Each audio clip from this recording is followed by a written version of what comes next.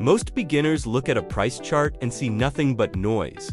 But professional traders see a hidden structure in every move the market makes. Let me show you exactly what that structure looks like and how to spot it automatically. Markets don't move in straight lines. They move in waves, creating swing highs and swing lows. When a market is going up, it keeps making higher highs and higher lows. When it's going down, lower highs and lower lows. That pattern is called market structure, and it tells you who's in control, buyers or sellers. A break of structure, or BOS, is when price smashes through a previous swing, high or low, and keeps going. It's confirmation that the current trend is still in play. Think of it like the market saying, "I'm still bullish, I just proved it by breaking above that last high."